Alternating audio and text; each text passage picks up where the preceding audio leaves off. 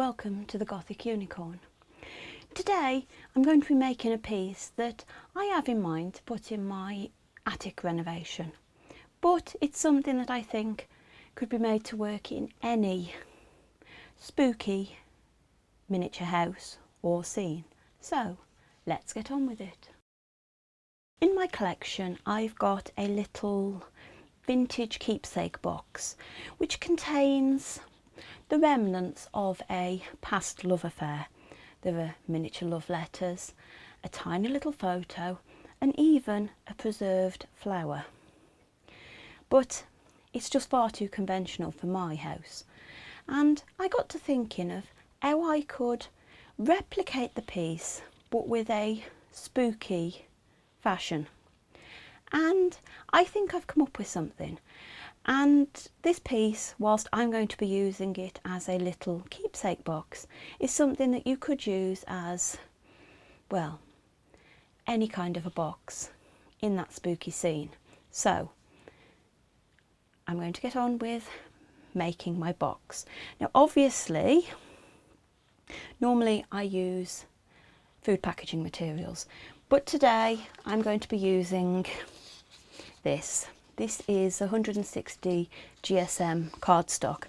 It's actually the stuff that I put through my printer. Now I'm using this for one reason and one reason only, and that is because I want it to actually go round things quite easily.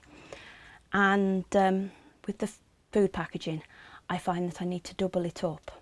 So I'm going to try and do this with a single layer of this, and we will see how I get on. In order to make my box spooky, I've decided to go with a coffin shape, and I've actually started off by making a little template. Now this is going to be my base and my lid, and they are almost the same size, but the lid is fractionally larger. Now I'm hoping that that is enough of a difference that I'll be able to get the lid onto the box. We will find out. I may have to up the size of the lid slightly. What I actually did is I started off with a rectangle that was 1.25 inches by 3/4 inch, and then I turned it into that sort of typical coffin shape, but I've very much made it not quite realistic proportions. I've done it so it is a lot wider. Obviously, you know, it's a bit of a sort of cliched kind of coffin, but it should work really well as a box. So I'm going to start off and I'm going to draw around these templates, and I'm on my cardstock, and I want to actually cut 2 of each size. I want to cut 2 of the lid and 2 of the base. So that's going to be my first step, is to do that. I'm going to do that off camera because trying to draw around these, because they're so small, is actually a bit difficult. I'm not going to lie, it is a bit difficult. So I'm going to do that and then I'll come back. I've got my piece of paper here with 1 of the bases and 2 of the lids on. I've only cut 1 out for the moment because I don't want to get confused over which is which, and I don't want to mark them. You could actually put on them what they are, but I don't want to. And I've got a strip here which I cut at 1/2 inch. I have then scored a line at 1/8 of an inch. Yes, 1/8 of an inch. I had to think then what I did, and I have folded that over. The bit that I folded over, I've actually put lots of little cuts in. I've in effect made it into a fringe, and that is just so that I can actually bend this, fold this, glue it onto there with as much ease as possible. So what I'm going to do is I'm actually going to decide which side I want to use as the side that's going to be visible.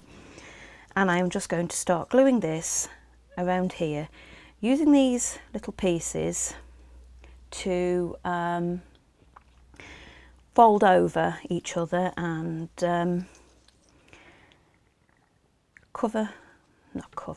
do around the outside of my coffin shape with this. I'm going to try and do it in one piece because it'll be neater, but we will see how I get on. It took a while and was a bit on the fiddly side, but I have managed to get the base part of my coffin box made.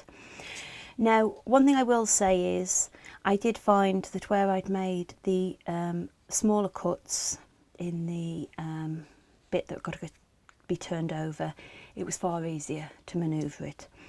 I also used my little ruler and my paper piercer just to score the folds where the pieces have got to fold. So you'd actually got corners, not just a bend. That was something I hadn't thought of before. Now I have cut out the second base that I drew, and if I can find my cocktail stick, I am going to stick it over the bottom that I've got on here, just to tidy everything up. And yeah, I think this is the right way round. Yes, that's the right way round. And then I'm just going to put that down and I'm going to put some weight on it. Once I switch the camera off, I will put something inside it. I will find something to fit, just to ensure that it sticks in place properly. But that's just to tidy up the bottom of my box. And it hasn't gone perfectly, but it will do. I can always trim things up if I need to. Now, I would probably make this with a heavier weight cardstock than I have, but I wasn't sure how it would come together. But I think it's going to work at this weight. It's certainly going to be sufficient for how I want the piece to be used, which is that it's not going to be opened up and taken apart very often. So I'm going to leave that to dry and I'm going to work on the lid. I have made my lid for my box and it fits. It's a little bit on the loose side, I'm not going to lie to you. I could probably trim it down fractionally and it still work. But here's the thing, it works. And that's great. Now, obviously, I don't want my box to be in white. Ideally, if you were going to colour it with something like a permanent marker, which is what I'm going to use, you do it before you made it. But because I want this to be black, and I hadn't got black cardstock to hand that was plain and a suitable weight, yeah, and my mind has just gone blank. Yes, you'd do it before you made it, but I want it black. As I say, you could use it coloured cardstock, that would be fine. If you've got something coloured that's the right weight, that's the right sort of degree of malleable, brilliant. You could paint it, but I'm going to colour it with the alcohol marker. But I haven't done it before because white tends to show up a bit better on the camera than black does. And yeah, it was simple as that. So I've got my black marker and I'm going to do all of this. Now, I know from experience that this cardstock is not thick enough that the ink won't go through it. So if you want a different colour inside and outside, you need to use a different method. But I'm going to use this, and it is going to be as simple as running my marker around the pieces. Now, because this is alcohol ink, it should give me a pretty good finish as long as I do any bits that overlap while the ink is still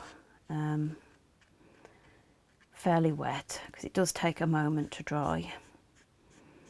And so I'm going to do this. I'm going to take it apart, obviously, and I'm going to colour the rest of it. I have coloured the outsides and the inside of the sides of both the top and the bottom. Now, I've not coloured the bottom and the top on the inside because I've made a coloured piece to go in. Now, all I've done is I've cut round my little templates again, and I have coloured them with another colour, in this case purple. If I turn it over, you can see how the ink will bleed through.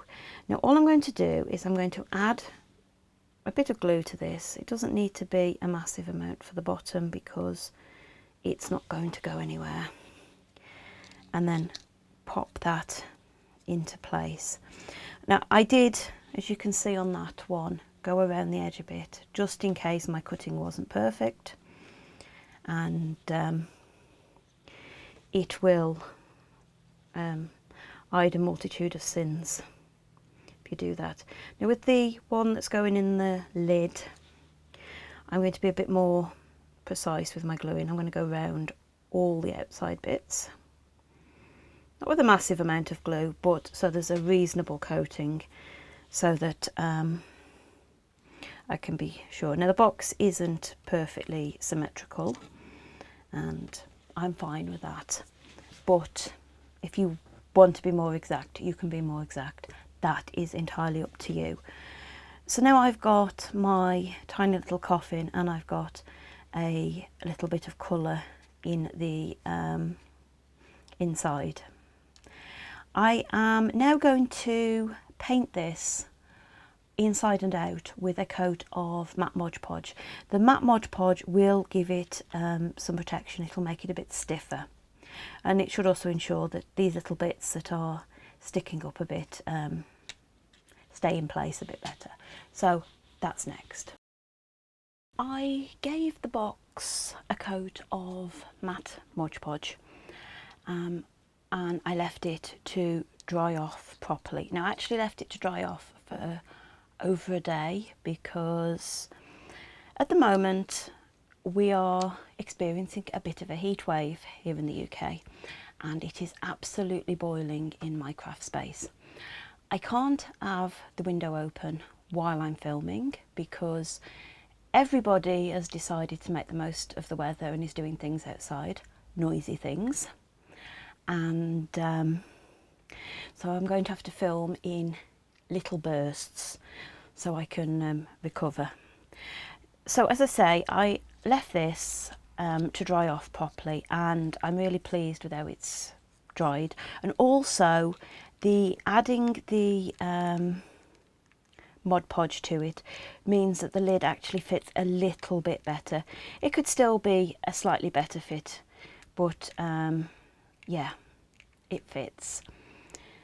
Now, obviously with the box complete, now I need to think about what I'm going to put in it.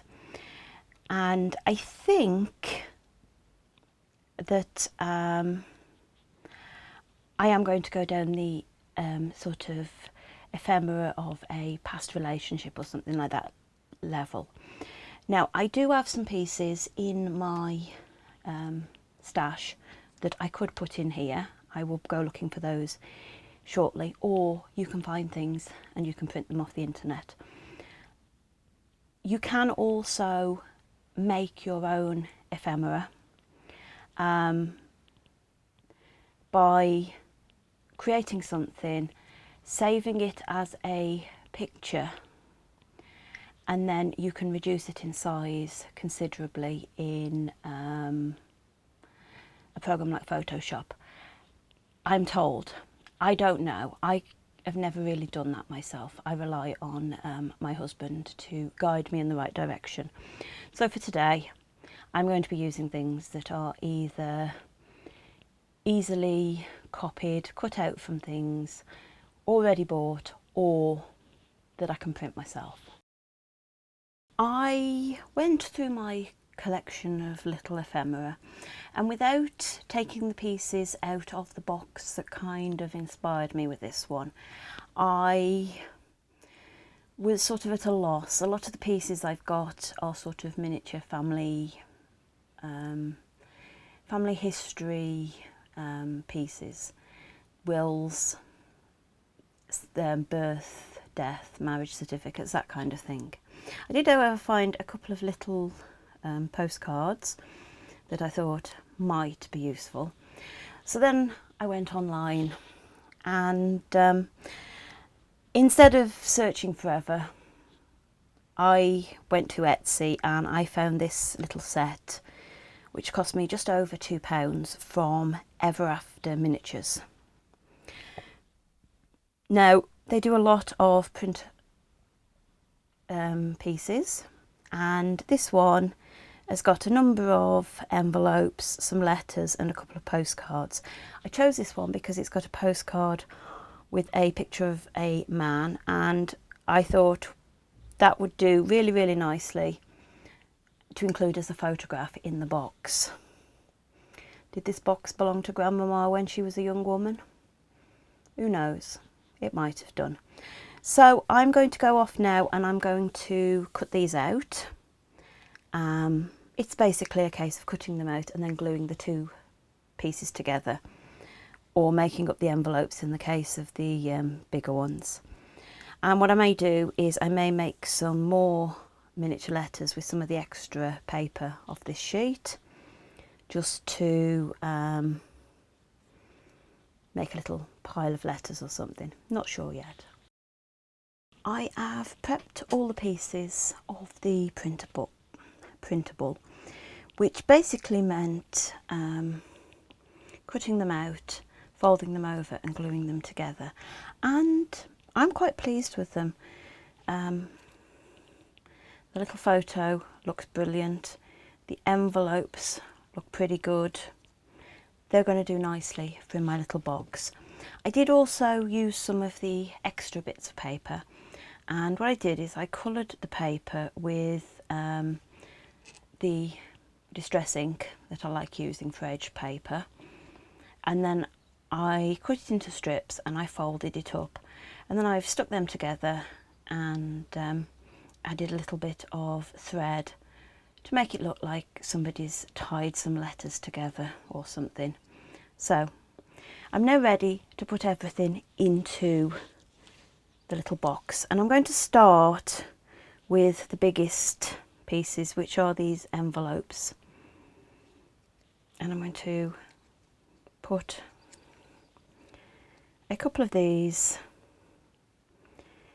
in to the bottom, just sort of, I don't want them like that. Use my little cocktail stick here, toothpick, to rearrange them a bit. And I've got a smaller envelope. We'll pop him in next. Again, I want to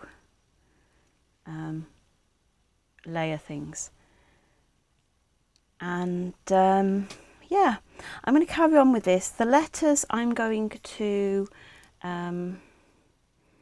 fold at least in half so that they'll fit, and I'm going to pop those in maybe like that. Put my pile of letters in somewhere and just carry on arranging all these little bits, or as many of these little bits as I think I need. This one I'm going to glue together. Now, if these were going to be a bit more visible, I would go around the exposed edges with one of my distress markers and fill in the gaps, so to speak. Yeah, I've got a couple of smaller envelopes here. We'll give those a little stack maybe. There's no particular rhyme or reason to it. I am just sort of going as I feel works. Now I'm going to put in my little pile next. To put a bit of, and I think if I do this right, I can actually get this down into the sort of leg section of the box. And then I think I'm going to put another one of these letters. But this time what we will do is, instead of folding it in half, we will fold it into thirds. And again, I'm just going to glue this like so. And I think I'm going to put the glue along the bottom of this one. I'm going to pop it in at an angle.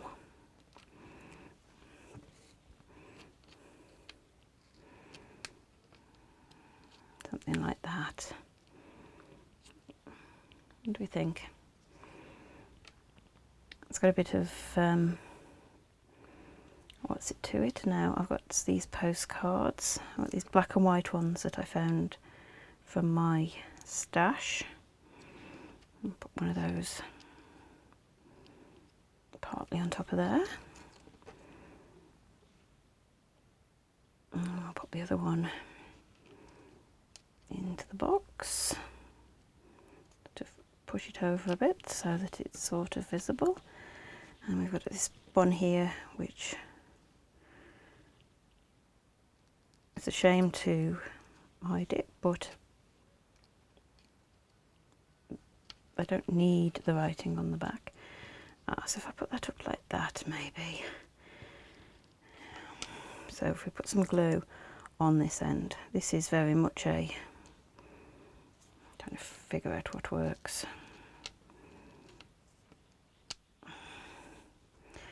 And then I'm going to fold another letter. Yeah, and I'm going to fold it into 3 this time.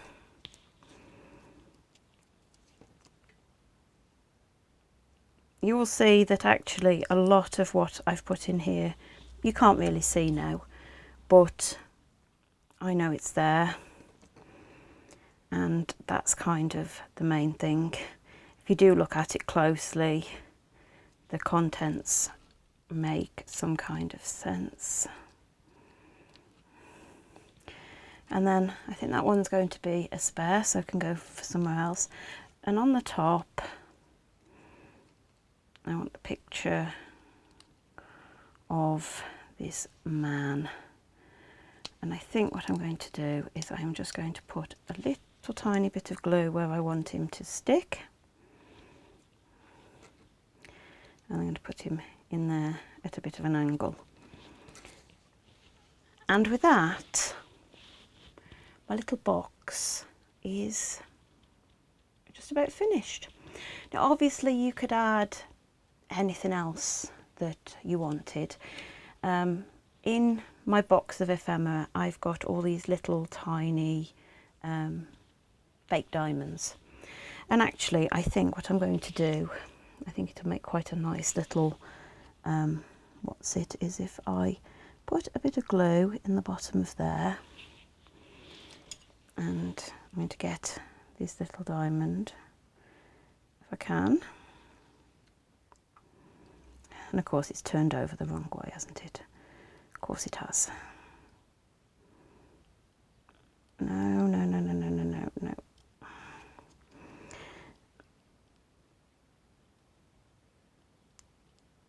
Get it.